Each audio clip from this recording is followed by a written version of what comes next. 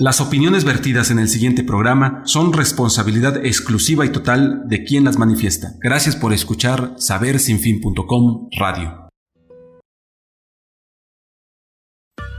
El hombre aprende a cada momento y eso hace la vida posible.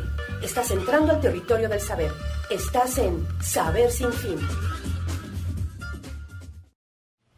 Estamos de regreso en su programa Saber Sin Fin. Si está usted escuchando el podcast, no se preocupe, no se pierde de otra cosa más que de una parte del programa en vivo, independiente, en donde hemos hablado con respecto a la gripe aviaria que hoy día se presenta en México. Ahora, sin dar un carpetazo total a ello, voy a otro punto. En primera instancia, le recuerdo que David Méndez en los controles me acompaña. A mi izquierda, Oscar Emilio Carranza, amigo de estos micrófonos que usted ya conoce. Es como el santo, le entra todo, a todos los temas, Oscar Emilio. Bienvenido, Oscar Emilio. Gracias, Abel, buenos días. Paul Arbizu, la persona que nos centra en los ámbitos educativos. Paul, ¿cómo estás? Bien, pues aquí vamos a tener una postura mucho más referencial desde un punto de vista político y que ha vivido muy de cerca todos estos cambios sociales, culturales y económicos del país desde otro ámbito, ¿no? Miren, hoy en el periódico La Jornada, y le digo hoy, me refiero al día 20 de febrero del año 2013, el periódico La Jornada publica una nota que, si les parece, la lanzo a esta mesa para que sea un punto de encuentro. Así es. Sobre el cual dialogar. México con 3.1 millones de nuevos pobres.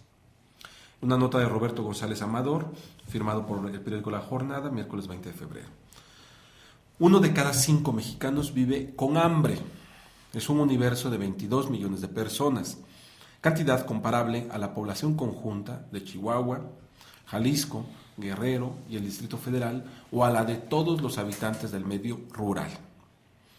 Se trata de familias que, aun cuando hagan uso de todo su ingreso para la compra de comida, no pueden adquirir lo indispensable para tener una alimentación adecuada, según la caracterización realizada por el organismo oficial encargado de evaluar la política de desarrollo social. México es la 14ª economía del mundo medida por su Producto Interno Bruto. Se ubica, en cambio, en la posición 81 si la valoración se realiza a partir del poder de compra de sus habitantes. Fíjense qué salto tan diametral, ¿eh? Es la 14ª economía, pero si lo ubicas en relación al poder de compra de sus habitantes, está en el lugar 81. Por eso de los juegos discursivos, de que somos la 14ª economía. De acuerdo con los indicadores del desarrollo mundial 2012 elaborados por el Banco Mundial. Le leo otra partecita para empezar el diálogo. Solo 2 de cada 10 mexicanos no son considerados pobres, ni sujetos a alguna carencia relacionada con vivienda, educación, salud y acceso a la seguridad social. Subraya un informe publicado en noviembre pasado por el Consejo Nacional para la Evaluación de la Política de Desarrollo Social, Coneval. El resto, 8 de cada 10, se ubica en un amplio abanico que va desde la falta de alguno de los satisfactores básicos a definitivamente no disponer de los medios para alimentarse. Le podría seguir leyendo más y lo haré seguramente en un momento. Lanzo estos datos, esta visión hoy publicada en el periódico La Jornada para escuchar su opinión. ¿Cómo ven, amigos? Pues otra vez,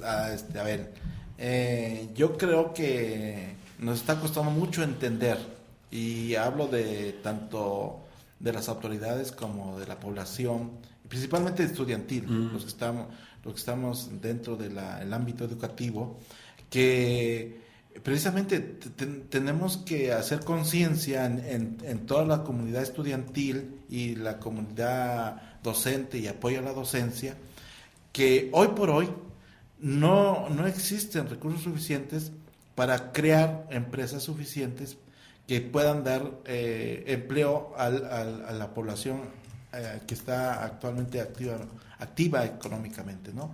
Más del 60% de nuestros jóvenes ya egresados, ya sea como técnicos, como licenciados, ingenieros, etcétera, no tienen empleo. Y bueno, entonces nos cuesta entender la importancia de saber emprender, ¿sí? Yo creo que ninguna economía del mundo, al menos yo no la conozco, tenga la capacidad de dar trabajo a su población activa económicamente.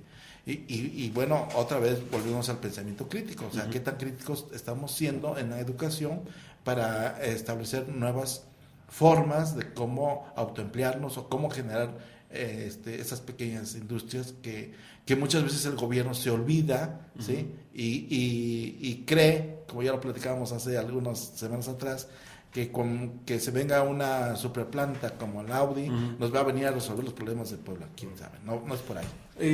Oscar Emilio, me quedo con esta parte que acaba de decir Paul. ¿Da para disminuir esos niveles de pobreza y de hambre el emprendedurismo? ¿O es una cuestión de que las estructuras que sostienen el sistema económico político de nuestro país están mal de raíz? Yo creo que es una combinación de las dos cosas. A ver, ¿por qué razón? Bueno, como bien comenta el maestro Paulo, todas las sociedades del mundo tienen los extremos, ¿no? La pobreza y la riqueza, todas, desde el origen del hombre hasta nuestros días, desde que se volvió sedentario y dijo, esta tierra es mía y aquí la defiendo con todo. Y el que no quiere tierra, bueno, pues vive del que tiene tierra y la cultiva. Ahí están las fábulas de los tres cochinitos, en fin, muchas cosas que había que revisar en nuestra estructura social y además global. Yo creo que esta nota va en el sentido de fundamentar de alguna forma las políticas públicas que se están manejando hoy por el presidente de la República, Peña Nieto, en esa famosa cruzada contra el hambre, y que creo no va en el sentido asistencialista, porque eso genera en otras cosas, que la falta de producción. Yo creo que la misma estructura gubernamental va en función de que la sociedad se desarrolle y tenga la facilidad de crecer en función de ser un buen emprendedor. Ahí lo manejan de otra forma, pero yo interpreto que es ese sentido la política de este gobierno, en donde no es asistencialista y que, bueno, aquí nos podríamos rasgar las vestiduras y decir, bueno, es cierto, son más de 2 millones de pobres y 20 millones que de alguna forma existen. Pero lo que había que revisar, dicen que el que no conoce la historia está condenado a cometer los mismos errores. Y ser un poco objetivo y, como dice Paul, aplicando el pensamiento crítico, había que revisar que este país, para empezar, cuando llegaron los españoles, no encontraron un país como tal, encontraron en Mesoamérica un conjunto de culturas diversas, con diferentes idiomas, diferentes costumbres, que a la fecha no han desaparecido. Se disminuyó en un tiempo, pero creo que ni se ha desaparecido, ni mucho menos se le ha dado identidad, para empezar. Aquí hay una diversidad que nosotros vivimos, en la cual hay costumbres, hay usos, que a veces queremos reformar. Ya lo quiso hacer alguna vez Rafael Ramírez, ¿no? Cuando dijo, todos vamos a vestir igual y todos vamos a hablar el mismo idioma, y a tratar de hacer que las etnias se olviden de su idioma. Y entonces hubo una pérdida de identidad terrible, ¿no? Por eso es que hay que contextualizar bien en dónde estamos parados, ¿no? Y que hay muchos usos y costumbres todavía en este país y que qué bueno que se den, porque los países europeos viven de eso, ¿no? La diversidad cultural y respeto a sus culturas. Esto es de qué forma medimos o cuáles son los indicadores que se miden para decir que hay extrema pobreza o si de veras hay hambre. Nosotros vemos aquí en la ciudad, de no ser por los centroamericanos que andan en las esquinas pidiendo para comer y del negocio de las Marías, en donde llega un camión y reparte a las señoras, que había que la autoridad ojalá pudiera poner algún remedio a esto, porque llegan con los niños drogados, ahí los tienen todo el día pidiendo limosna, y los reparte un camión, ya en la noche va y lo recoge con las ganancias que hace, explotando y chantajeando a la sociedad en este terreno. A ver, Oscar Emilio, pero entonces entiendo, me estás diciendo que no hay pobreza en el municipio de Puebla, sino que es como un espejismo por el negocio de la pobreza, por los que se dedican a explotar a los que están pidiendo limosna. Más bien, yo digo que hay gente trabajadora, Abel, que de alguna forma se levanta todos los días para buscar el pan y la sal para su familia, y que en este escenario pues hay quienes chantajean ese tipo de cosas porque, bueno, no visten con traje. Me acuerdo cuando era niño había un proverbio que decía, debajo de levita nadita y debajo de cotón tostón. O sea, que nos daban a entender esto, ¿no? Porque antes los indígenas usaban su cotón, que era hecho de lana, pero era trabajador, se levantaba con el alba y se regresaba igual, pero iba a trabajar, no iba a pedir limosna. Aquí lo vemos, simplemente basta ir al norte o a cualquier parte que vayas y encuentras gente pero trabajando. Excepto este tipo de escenarios que utilizan el negocio del chantaje para explotar este tipo de situaciones. A ver, ¿no? pero es que el negocio de la pobreza se presenta en todos los lugares. En Europa hoy día se está viviendo este problema, sobre todo con las personas que vienen de Europa Oriental o de África, o, en fin, de zonas muy específicas. Pero creo que podemos como confundir dos fenómenos que son distintos. Uno, el negocio de la pobreza y de los pobres, y otro, que es un lugar considerada la cuarta ciudad más grande y más importante en nuestro país, que es Puebla, en donde conviven personas que viven en extrema pobreza. O sea, son círculos de pobreza que están rodeando nuestro municipio, y específicamente me estoy refiriendo a San Andrés Azumiatla, donde hay una gran cantidad de personas enfermas con padecimientos gastrointestinales por la alta población canina y las defecaciones al aire libre, por ejemplo, y con ingesta de agua del río Atoyac. Esto que le estoy diciendo es real, y de ahí por qué la UAP estableció un centro comunitario tan importante en San Andrés Azumiatla. Y solamente por referirme a otro punto, y Canoa, que también es municipio de Puebla, y donde hay un problema muy grave en temporadas de frío por la ingesta de dióxido de carbono, Por la leña. ¿sí? Y de violencia hacia las mujeres por este machismo acendrado. A ver, si me permites. Sí, Paul. Mira, yo quiero hablar algo que se llama creencias, ¿sí? Cuando tú mencionas esas comunidades, y no podemos ocultarlo, tendríamos que analizarlo culturalmente y educativamente. Sí, sí, por supuesto. La gente tiene la creencia que es una comunidad pobre, así nacieron pobres, así han crecido pobres, y así morirán pobres, porque esa es la creencia que tiene, ¿sí?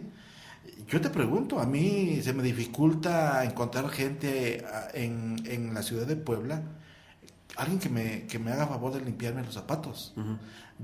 Se me dificulta encontrar una persona que me ayude a cargar mi caja, que fui no sé, a Santana, a San Martín a comprar una mercancía, y se me dificulta encontrar una persona que me ayude con mi caja. Se me dificulta una persona que me ayude a cortar el pasto, a podar mis plantas.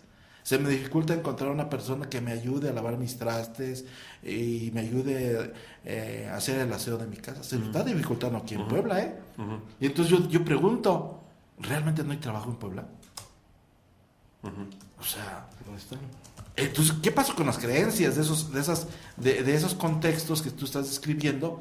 Que no lo niego, existen, sí, pero tenemos que romper esas creencias. Por eso hoy estoy con la punta de lanza del pensamiento crítico.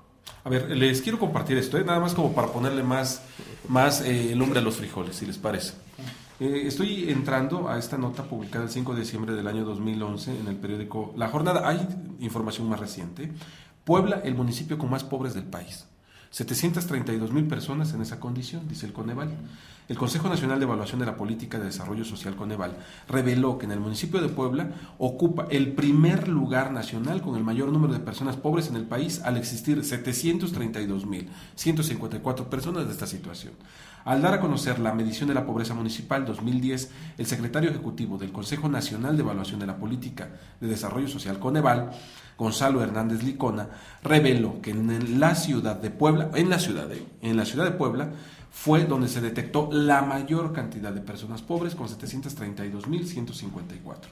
Le siguió, o sea, para que tengamos un referente de esta comparación que es a nivel nacional, le siguió la delegación de Iztapalapa, al oriente de la Ciudad de México, con 727,128 personas en pobreza. La tercera localidad con mayor cantidad de pobres fue el municipio mexiquense de Catepec, con 723,559 habitantes de esa situación. Bueno, viene hablando de otro comparativo, pero quiero regresar a este punto, si me lo permiten. Según el Coneval, el valor de la línea de bienestar fue de 2,114 pesos mensuales por persona en las áreas urbanas y de 1,329 pesos mensuales por persona en las áreas rurales. Esta línea permite valorar el porcentaje de personas con ingresos insuficientes para satisfacer sus necesidades básicas. Quiero retomar este punto que dice Coneval, 2.114 pesos mensuales. Las personas dedicadas al negocio de la pobreza, no los explotados, digamos los trabajadores independientes de la pobreza, Paul, Sí. perciben más de 2,000 pesos al mes. O sea, el que se dedica a tocar el bandolón, a tocar el acordeón, el que tiene a 3 chavitos y que van peinando las calles, dos de un lado y 2 de otro, reúnen más de 2,000 pesos al mes. Yo creo que es más. Es más, porque Es mucho más. se han realizado estudios en donde el promedio es como de 300 a 500 pesos diarios. Así es. Esos se disfrazan de pobres. Así es. Claro. Y son pobres, Paul, por las condiciones en las que viven. Yo creo que hay un punto muy importante que tiene que ver en el ámbito educativo, Paul. Sí. Una son las condiciones socioeconómicas terribles en las que se viven de injusticia social, donde tenemos al hombre más rico y tenemos a gente que se está muriendo hoy por no recibir la atención médica correcta. Pero fíjate que la diferencia entre ellos dos, Uh-huh. entre el hombre más rico Uh-huh. y tener las poblaciones más pobres, Uh-huh. tiene que ver con el pensamiento crítico. ¿Crees O sea, que- el hombre, oye, el hombre ¿Crees? Porque mira, alguien te y el diría, emprendedurismo. alguien te diría, Paul, diría, sí, estoy de acuerdo, pero no olvidemos la concesión a bajísimo costo de Teléfonos de México. Bueno, ha sido una situación publicitaria, ¿no? ¿Se crees, Paul? Sí. A ver, a mí no se me olvida la campaña. Por eso. La campaña de Pero a ver, denostación a ver. hacia Teléfonos de México A cuando ver. era una empresa pública. A ver, ¿cuándo sucedió eso? Hace más de 20 años. Ujú. Y hace de 20 años, ¿por qué el señor no se echó a dormir? ¿no? Y Si se- ya era y se quema la multimillonario, pues se empresa. queda a dormir. Y si en cambio ha duplicado, triplicado o mucho más su capital. Eso se llama Oye, ser ¿por qué? emprendedor. Oye, Paul, ¿Por pero qué? entonces no, pero no Porque es el aplica el pensamiento pensamiento crítico, crítico. pero no es el ¿cómo pensamiento no? crítico por sí solo. No, claro. El pensamiento emprendedor. crítico es el inicio. Es un detonador. Es un detonador de una creencia. Paul, pero yo iría, fíjate, yo voy a ir a un punto, discúlpame, pero yo voy a ir a un punto que ni siquiera es el pensamiento crítico. Yo creo que es más profundo esto que te voy a decir, ¿eh? A ver, ustedes como educadores, y yendo al punto de la educación, Ok. se llama dignidad, Paul. Yo Y te voy a decir por qué. Fíjate, Tendríamos que preparar, yo creo, si quieres para el próximo miércoles, preparamos el tópico de dignidad, porque... fíjate, ¿cuál es la diferencia? Eso es meterle a un ¿Cuál terreno. es la muy- diferencia? Y esto me hizo pensar mucho y se los comparto. ¿Cuál es la diferencia entre pobreza y miseria? Y bueno, ¿y quiénes son miserables, no? Pues sí, pues Digo, son tendríamos miserables. que... La famosa novela de los miserables, Exacto, ¿no? ¿Quiénes son Toluca, ¿no? miserables? Bueno, ¿quiénes son los miserables? Y a lo mejor tú y yo somos los más miserables Mira, de este mundo. fíjate, el que se dedica... dice yo me siento menos miserable porque sé que hay otros más Así miserables es. que yo. Fíjate, el que se dedica al negocio de la pobreza, el que va ahí con 3 o 4 chavitos, el que no se baña, el que vive en una habitación en donde hay 20 canijos en un municipio como Pero es Puebla. una creencia. Pero fíjate, y aquel tipo que se va al campo, que se le fregó la baja el cosecha, lunes, que regresa y dice, hay 100 pesos para la semana. Así es. ¿Cuál es la diferencia entre ambos tipos? Muy, muy, muy sencillo.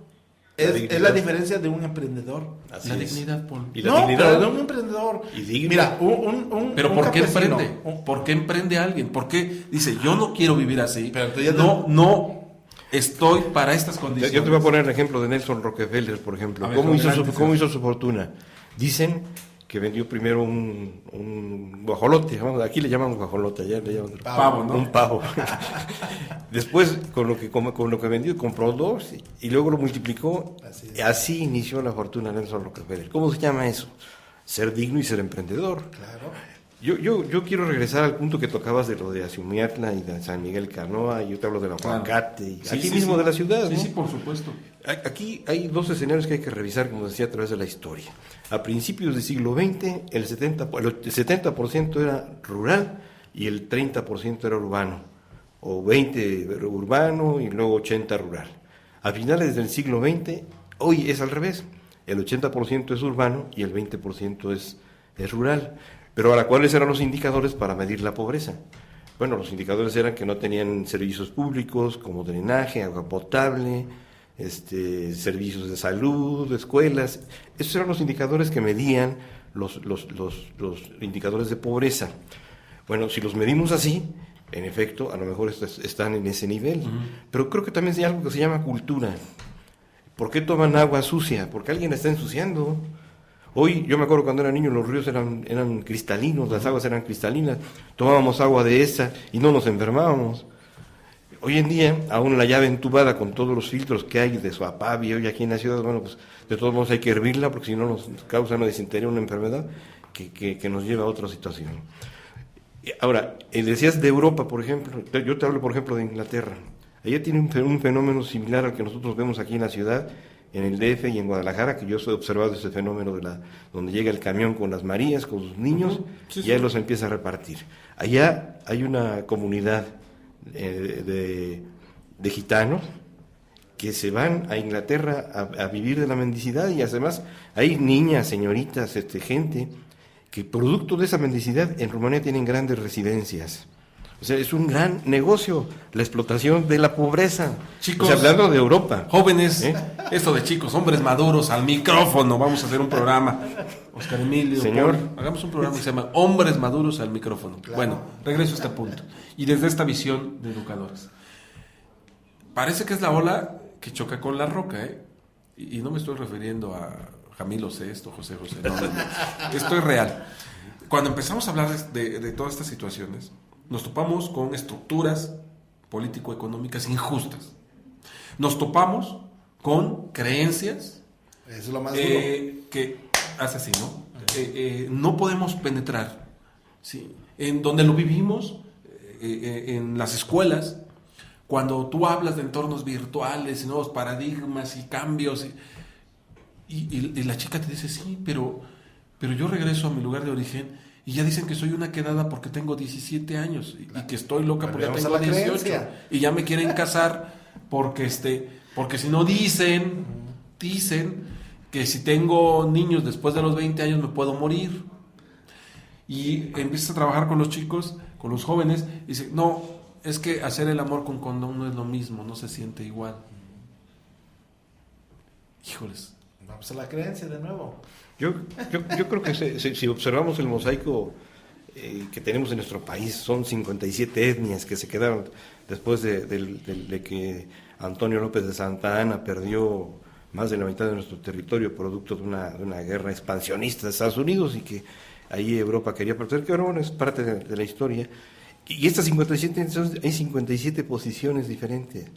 Yo creo que hay que regresar a la identidad, respetarle su cultura y a partir de ahí empezar supuestamente a desarrollar sus criterios sociales, familiares y personales. Que lo que decías, por ejemplo, aquí en Puebla, ¿por qué ese cinturón? O lo que decías de Iztapalapa, resulta que la migración a las ciudades es terrible.